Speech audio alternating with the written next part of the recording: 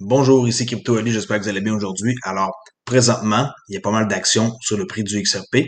On vient de voir ici une belle augmentation de 2 cents, vraiment une ligne droite là, comme ça, là, une espèce de mur que j'appelle. Alors, qu'est-ce qui se passe? Je sais pas. C'est que juste 2 cents. Il faut quand même pas non plus s'affoler pour 2 cents. Mais, étant donné que je suis en train de faire ma deuxième vidéo, ben, on peut voir que il y a quand même pas mal d'actions, là, 7 millions de trades par minute, là ici, puis on voit que l'Asie est pas mal actif. Même à d'autres endroits ici, ce qu'habituellement, il n'y a pas de transaction à cette heure-là, là, mais on voit qu'il y a beaucoup d'actions, et tant mieux. On sait jamais qu'est-ce qui peut se passer. On n'oublie pas que Dodge, aujourd'hui, a pompé hier de 800%. Là, il vient de perdre la moitié de tout son 800%. Là. C'est pour ça que vous devriez prendre vos profits pendant qu'il est encore le temps. XEM, même affaire, 271%, BTS, XVG, KDJ Byte. Alors, ça a l'air d'être pas mal vert aujourd'hui, 45 contre 16. Alors, juste pour vous dire, ici Crypto Oli, excusez-moi, mauvaise fenêtre, ça c'était pour mon autre chaîne de Forex, qui est, attendez un instant, hein, c'est live. Bon, alors, ici Crypto Oli, j'espère que vous allez bien. Euh, on commence immédiatement avec les nouvelles de la journée, qui sont encore intenses comme d'habitude. Mais tout avant, on va aller voir le prix, 28 cents 10 et 28 cents 43 pour le XRP. Alors, soyez pas découragés. On a une utilité. On attend toujours avec impatience. On garde nos XRP au chaud sur notre clé Ledger, le Lipal, Kobo, peu importe. Tenez ça bien au chaud. Attendez, notre tour va arriver. Soyez-en sûrs. Si vous êtes détenteur de XRP depuis longtemps, bravo. Si vous n'avez acheté à ce prix-là, bravo. Si vous n'avez acheté en bas de 1$, c'est parfait. Même à 2$, c'est quelque chose que plus tard, vous allez être super content de posséder. Peu importe quelle forme ça va prendre de XRP, utility token, hybride token, un titre, même si c'est un titre, c'est pas plus grave que ça. Moi, ça me dérangerait même pas parce que on pourrait le mettre comme une espèce de bearer bond, là, qu'on appelle, et le bon, il pourrait valoir une certaine valeur. Et cette valeur-là, c'est pas compliqué, c'est une valeur fixe et cette monnaie-là serait échangeable n'importe où dans le monde entier parce que ça garderait sa valeur. Comme par exemple 10 000 $. En 82, ça existait ça aux États-Unis, ils ont arrêté ça, mais ils pourraient très bien avoir cette désignation-là. Puis moi, je crois au plus profond de moi que le XRP ne va pas se régler euh, il y a deux choix. Ça se règle facilement d'ici le 22 avec un arrangement. Si c'est pas le cas, c'est la Cour suprême dans ma tête. Parce que c'est le joueur le plus gros et le plus important au monde dans la crypto pour les paiements transfrontaliers et toutes les banques centrales qui vont émettre euh, les banques centrales vont émettre leur CBDC sur le ledger. Et tout ça, c'est normal que la SEC ait fait un coup de cochon comme ça à la fin. Et j'ai hâte de voir qu'est-ce qui va arriver. Mais soyez pas surpris que le XRP devienne peut-être même une commodité, peu importe, mais de grande valeur. Parce que si ça devient aussi, comme que je pense, un global stablecoin, pas un stablecoin, un global stablecoin, il pourrait valoir très, très, très cher parce que entre les banques centrales, quand ils vont s'échanger, oh, ici, il y a beaucoup d'échanges présentement, là. Quand ils vont s'échanger des grosses sommes d'argent, quand je parle de grosses sommes d'argent, c'est pas 35 000 là, ou 2 millions, là. C'est à coût de, on va dire, 1,2 milliard de dollars, 320 millions, c'est des grosses sommes comme ça. Il faut que le XRP coûte cher. Alors, s'il coûte cher, c'est des grosses transactions, automatiques, le XRP devient cher. C'est comme ça qu'il faut comprendre ça, OK? Alors, on en reparlera dans une autre vidéo. On continue avec les nouvelles aujourd'hui, OK? Alors, le Forum économique mondial qui dit que la Chine affirme que le yuan numérique ne vise pas à défier le dollar. J'en doute, mais en tout cas, hein, apparemment, c'est le cas. Aujourd'hui, au Forum économique mondial virtuel, le principal économiste chinois, Xu Min, a déclaré qu'il ne pensait pas qu'il y a un plan pour que le yuan numérique élargisse la portée internationale de la monnaie. Xu Min est président de l'Institut national chinois de recherche financière de l'Université de Tsinghua et ancien directeur général adjoint du FMI, Fonds monétaire international, et ancien sous-gouverneur de la Banque populaire de Chine. Alors, c'est pas n'importe qui, ce monsieur-là, là. Hein, c'est quelqu'un d'assez important. Il a également déclaré, je ne pense pas que nous ayons pensé que le yuan numérique comme un instrument pour rivaliser avec le dollar. Alors, selon lui, il n'est pas là pour rivaliser contre le US. Cependant, Xoomin pense que la monnaie numérique de la Banque centrale, CBDC, sera utilisée au-delà des frontières sous l'impulsion des forces du marché. Il a également abordé l'interopérabilité. Ça, c'est le terme vraiment par excellence, là.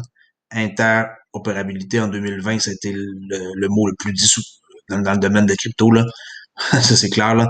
Et pour avoir de l'interopérabilité avec Internet Ledger Protocol, qui est le ILP, là.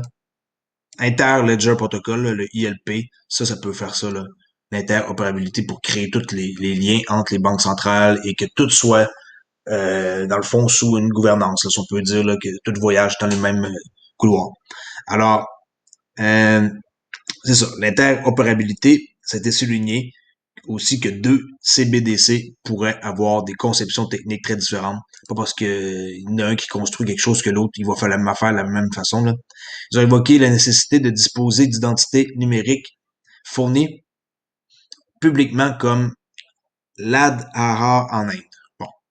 Sur le plan international, cet outil restera important, s'entendre entre les régulateurs sur les principes et les exigences pour garantir ce que vous n'avez que vous n'ayez.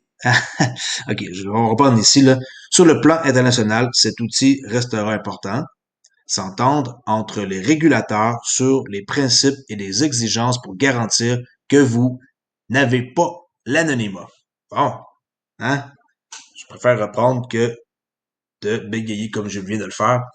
En passant ici, l'Inter-Ledger Protocol, je vais vous montrer c'est quoi là, parce que je sais que je passe un peu trop vite. Inter-Ledger Protocol. Et c'est ça le site là. Allez voir c'est quoi, je vais le mettre dans le lien.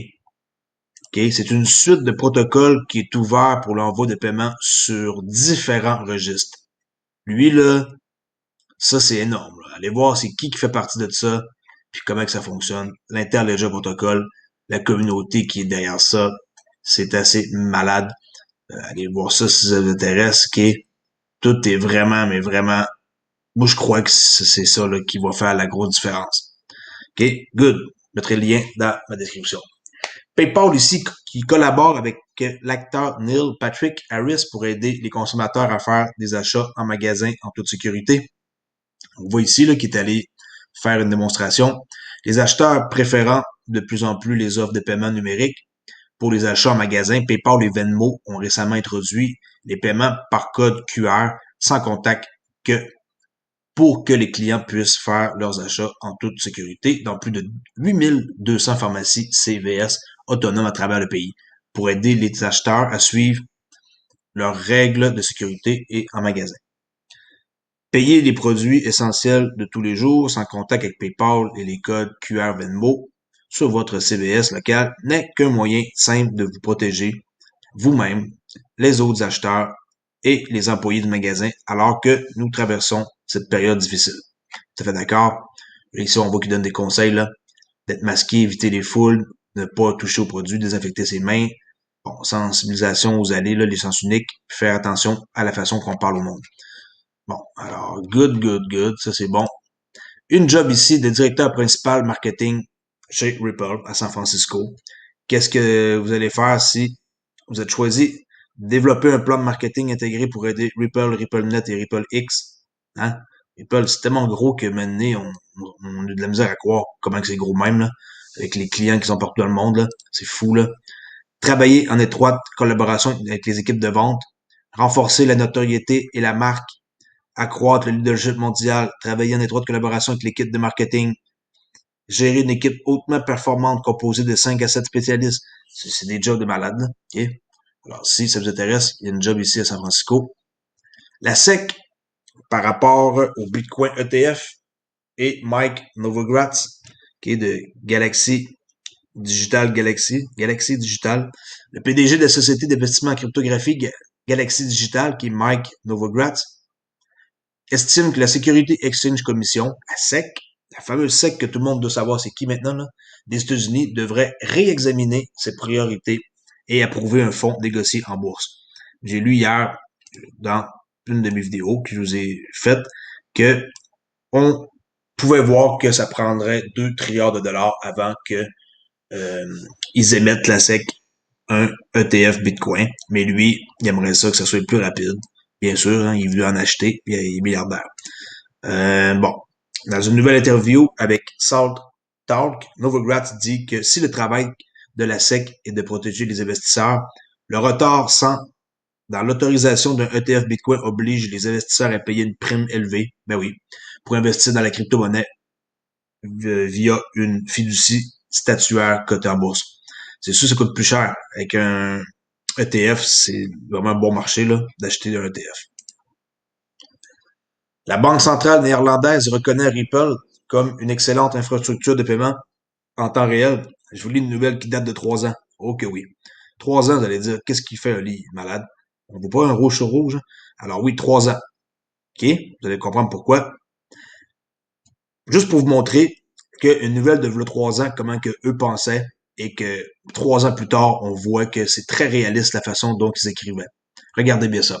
La Banque centrale des Pays-Bas, appelée, on va dire juste DNB, là, pour pas nommer une langue que je connais pas, là, a présenté la technologie de la blockchain de Ripple comme un processus rapide qui se déroule toutes les 2 à 5 secondes, affirmant que Ripple est bien plus rapide que Bitcoin et nécessite moins de capacité informatique.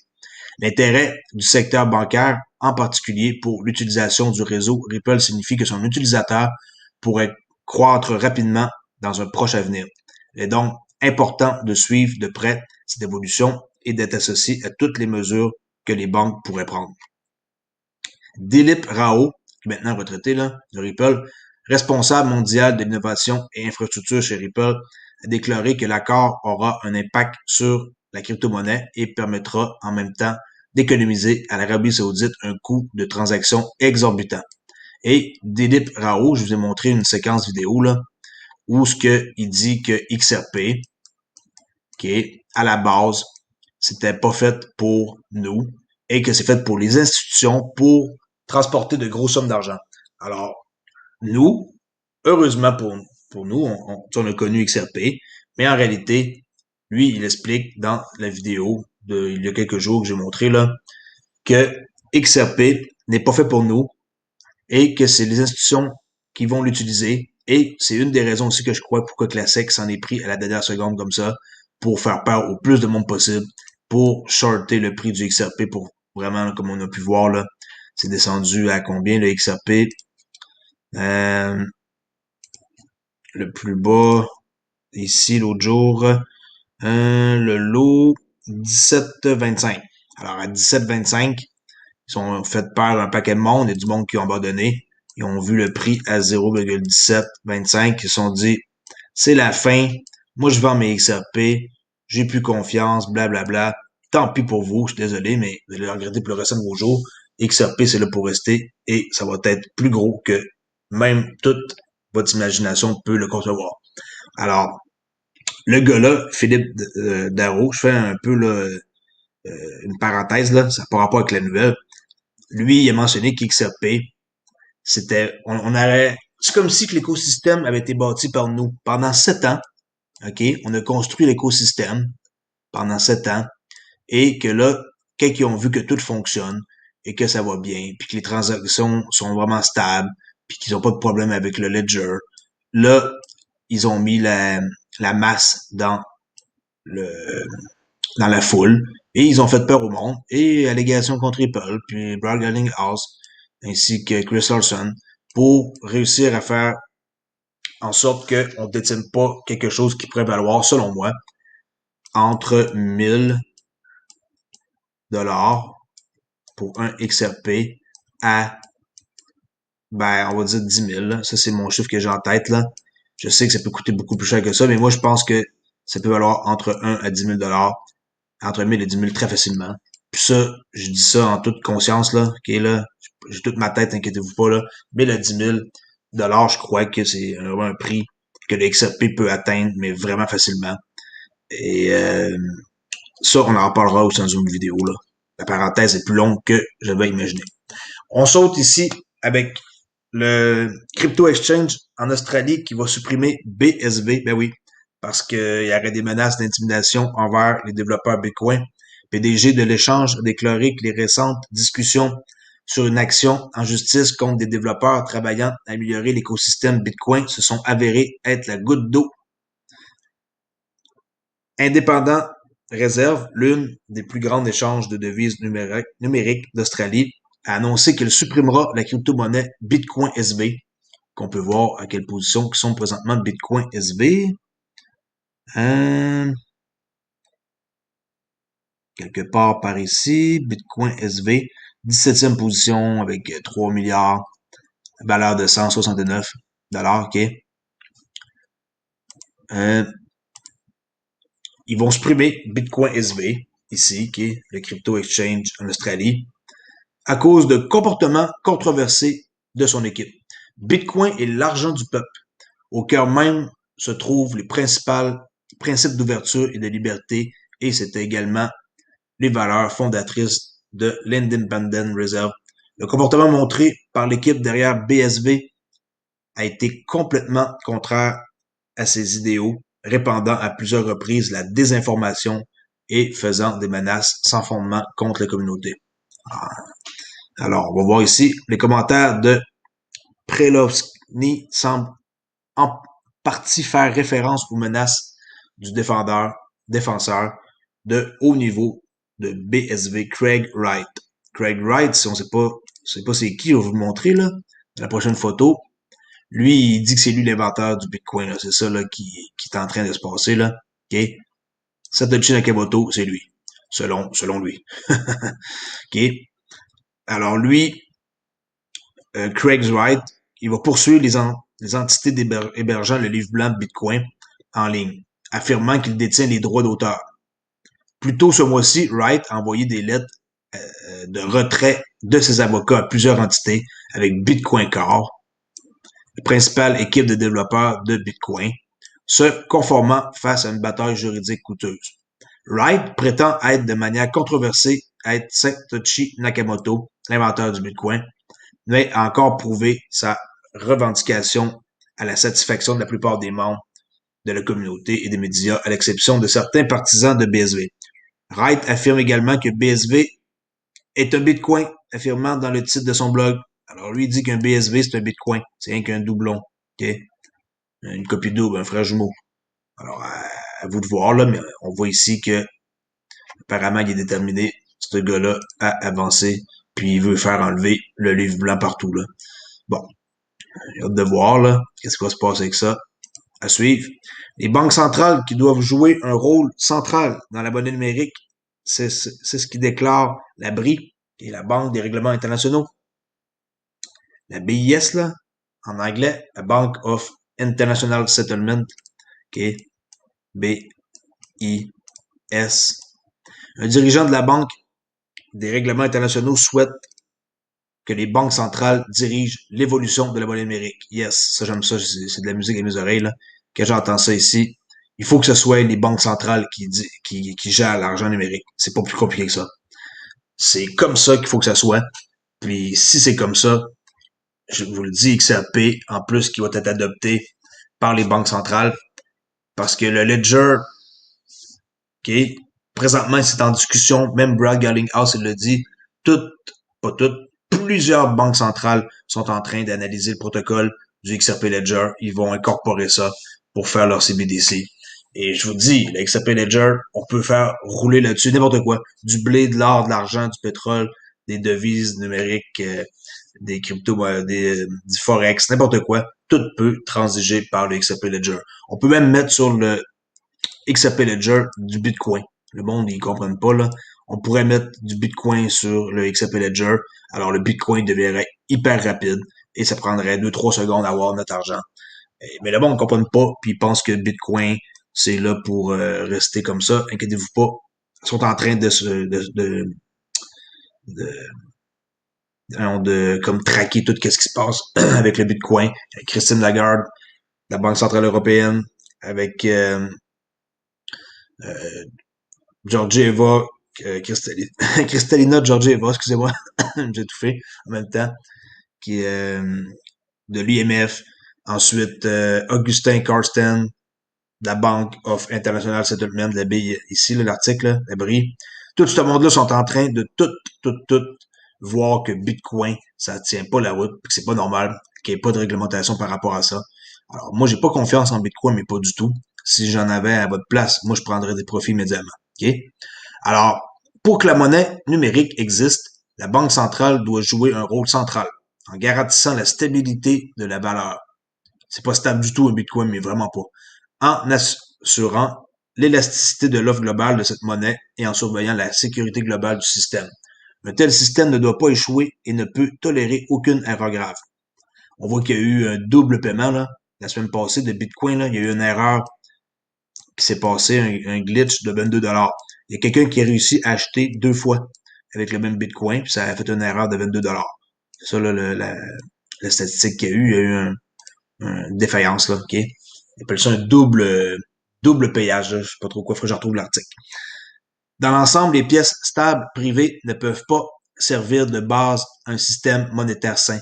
Il peut encore y avoir des cas d'utilisation spécifiques significatifs pour les pièces stables, mais pour rester crédibles, ils doivent être fortement réglementés et supervisés. Ils doivent s'appuyer sur les fondations et la confiance des banques centrales existantes et donc faire partie du système financier existant. Essayez pas de vouloir être en dehors du système. Les gouvernements, c'est plus puissant que n'importe qui, ils vont vous tasser. Puis, il faut absolument que vous compreniez que ça va être contrôlé, ça va être taxé, ça va être tout ce qu'on n'aime pas. Mais grâce à ça, nous, on va être safe et XRP, eux autres, ils font toujours en sorte, la compagnie Ripple, d'être chumé, body, appelez-le comme vous voulez, avec toutes ces autorités-là que je vous ai dit tantôt, l'IMF, la Banque centrale européenne, les fonds monétaires, n'importe qui, ils sont toutes amis avec eux autres, ils vont dans des rencontres avec eux autres, ils payent des montants d'argent pour les rencontrer. Alors, qui fait ça à part pas les personnes d'autres au monde? Le chef de la BIS, on va voir qu'est-ce qu'il va dire par rapport au Bitcoin, là. Si j'ai le maximaliste sur ma chaîne, là, vous allez tomber de votre chaise, là. Les chefs de la BIS dénoncent la viabilité du Bitcoin et suscitent le retour des défenseurs. Les maximalistes de Bitcoin ont crié au scandale face au pronostic de la Banque centrale. Ce gars-là, là, il est hyper puissant, OK? Que vous l'aimez ou pas, Augustin Carsten, c'est le boss des banques centrales. C'est le directeur général de la BIS. On a les banques centrales, OK? Ça, c'est lui. Et là, on a les banques centrales qui sont ici. Lui, il est à la tête de ça ici, la BIS. Alors, c'est vraiment une personne qui est très puissante. Puis les gens, ils savent pas à quel point qu'il y a du pouvoir puis de l'influence dans le monde. OK? Augustin Carsten.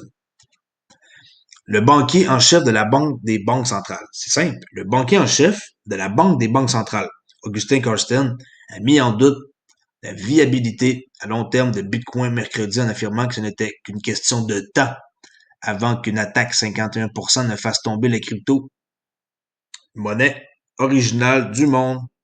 Les commentaires de Carsten qui a transmis à l'Institut Hoover ont souligné sa conviction que le Bitcoin échoue en tant que monnaie, moyen d'échange et mécanisme de stockage de valeur, fonctionnant uniquement comme un actif spéculatif et rarement comme de la monnaie. Tout à fait d'accord. Ça, j'approuve à 100%. Je veux pas faire, je veux que le monde réussisse dans la vie, là. Si vous avez des bitcoins, vous faites de l'argent avec, tant mieux, là. Mais je crois que il va y avoir vraiment des sanctions ou des trucs qui vont arriver au bitcoin. Il a également lancé un grave avertissement aux investisseurs potentiels de bitcoin. Le centre ne peut pas tenir. Ouf, ça c'est quelque chose, hein? Par-dessus tout, les investisseurs doivent être conscients que Bitcoin pourrait bien s'effondrer. La rareté et la cryptographie à elles seules ne suffisent pas à garantir l'échange. Ça aussi, je suis tout à fait d'accord. Karsten a ensuite lancé des attaques contre les attributs qui ont permis à Bitcoin de fonctionner. Il a souligné le triste effet secondaire de la monstrueuse dépense à l'électricité de Bitcoin, qui, selon lui, est aussi élevée que celle de la Suisse, où l'organisation Karsten, la Banque des règlements internationaux, est basée. Le mécanisme de preuve de travail, POW, chose qui pollue comme tout, c'est de la belle merde, ça, ok, là. C'est tant mieux pour les mineurs qui ont fait de l'argent, là, mais ça vaut rien, puis tout ce beau monde-là, là, ils embarqueront jamais dans un POW comme ça, là. Ils vont préférer Proof of Stake comme Ripple, puis qui vont être verts avec le XRPL Fondation, qui vont décarboniser toute la chaîne au complet d'ici 2030. OK? Karsten a réservé une bombe particulière pour ce qu'il a qualifié de défaillance inévitable des systèmes codés en dur dans le plafond d'émission des 21 millions de bitcoins. Moins de pièces de monnaie sont frappées. Moins de mineurs traitent les transactions, a-t-il déclaré, et les délais d'attente de confirmation augmentent. C'est débile, là. Comment est-ce que c'est long avoir son argent avec des bitcoins, là? Prend des heures et des heures. Si t'es chanceux, c'est une heure. Il en sera de même pour la vulnérabilité de Bitcoin à une attaque majoritaire. Wall Street ici, qui est le chaos par rapport au marché qui est alimenté par un groupe de traders sur Reddit qui a fait face à une forte opposition de Wall Street sous le regard de l'administration Biden. On parle ici là, de qu'est-ce qui s'est passé avec GameStop, là, on en reparle encore, c'est trop important. C'est incroyable. Wall Street veut empêcher les actions de se négocier comme des crypto-monnaies. Je crois que c'est terminé, là. Les actions, ils vont toutes être tokenisées en crypto, là. Euh, Une communauté de trading active basée sur Reddit amène davantage d'actions à se comporter comme des crypto-monnaies volatiles au milieu d'une campagne en cours des pressions monstrueuses et courtes. En réponse à un comportement anormal du marché, les courtiers et les autres prestataires de services financiers menacent de couper l'accès aux transactions pour limiter les risques. La communauté commerciale de Wall Street Bet, sur Reddit, a semé le chaos sur les marchés traditionnels après avoir pompé GameStop de près de 900% en 5 jours après environ 380. On va aller voir le prix exactement là. GameStop qui a monté, c'était dans les, tu sais, comme pas cher là, dans les 50 quelques piastres là. Ça l'a pompé ici hier jusqu'à 469 pour redescendre ici. C'est pas normal là, d'avoir des mouvements comme ça là. Comment vous expliquer ça, un mouvement de même là? Ça c'est pas normal pantoute, OK? Pour redescendre ensuite, un short squeeze pour squeezer les gars de Wall Street. Bravo à la communauté Reddit d'avoir fait ce bon coup-là. C'est comme ça que ça marche. Eux autres, ils nous fourrent depuis des années en faisant toutes sortes de trucs avec nous. Les hedge funds, ils ont perdu beaucoup aujourd'hui et ils se questionnent. Ben, ça va changer et une chose est sûre, c'est qu'ils essaient d'empêcher les actions de se négocier comme des crypto-monnaies. Mais c'est fini. Le temps est fini pour Wall Street. Ça va changer éventuellement d'ici quelques années. La communauté commerciale, comme j'ai dit, a semé le chaos aujourd'hui parce qu'ils ont vu leur truc pomper comme ça de 900% en environ 5 jours. D'autres actions fortement court-circuitées telles que BlackBerry, AMC Entertainment ont enregistré des gains en pourcentage à 3 chiffres au cours des dernières semaines. Vraiment spécial de voir tout ce qui se passe avec ça. Là. Et ici, pour finir, j'ai mis un document avec la plainte de la SEC contre Ripple. Je vais mettre ça là, c'est Good Win Law sur JD Supra. Vous ferez un right-click traduction en français. Moi, j'ai ça là. Sûrement que vous avez ça aussi avec Chrome. Puis, allez lire ça, c'est très intéressant pour voir, euh, vous documenter là, sur les allégations de la SEC contre Ripple. Si vous voulez, donne aussi un exemple par rapport à Kik, là, qu'ils ont eu à se battre, OK? Puis Telegram, puis allez voir ça, je vais mettre le lien dans la description. Pour aujourd'hui, c'est pas mal ça. Sans oublier que j'ai un cours de Forex, s'il y en a qui s'intéressent, avec une étape facile à suivre, 4, 70% de succès, et mon cours a augmenté. C'est fini le cours à 149. Maintenant, je veux mon cours au prix qui devrait être à 300$, comme je l'avais dit dès le début. Si ça vous intéresse, olivier.thibault@léo.com, olivier.thibault@léo.com, payable par PayPal. J'ai un groupe ici non, excusez-moi, sur Discord avec 12 personnes qui ont déjà acheté le cours. Alors, s'il vous plaît, si le Forex, ça vous intéresse et que la crypto, c'est juste un truc que vous investissez à long terme, j'ai une technique ici avec une charte de 5 minutes qui vous indique comment trader le Forex, comme par exemple, on prend une position ici, on utilise notre robot, il l'achète à notre place, il place le stop à nous, et j'ai une technique sans indicateur qui, en 4 étapes, c'est du sérieux, et moi aussi, je suis sérieux pour vous montrer comment faire de l'argent dans le Forex. 70% de succès. Allez voir ça. Ou sinon, allez voir Crypto Ali. Abonnez-vous, faites un like à ma chaîne. Hein, ça grossit de plus en plus. 1700 membres. Puis j'ai mis aussi une place pour donner du pourboire si cela vous intéresse, pour m'encourager. Parce que je passe beaucoup de temps là-dessus. J'ai beaucoup de questions, je réponds à tout le monde. Puis c'est tout pour aujourd'hui. N'hésitez pas à communiquer avec moi sur Twitter, Olivier XRP, Olivier XRP sur Twitter, ainsi que sans oublier mes 2 cours de formation gratuits que j'offre sur Udemy, comment investir dans la crypto-monnaie pour débutants. Merci, on se voit demain, au revoir.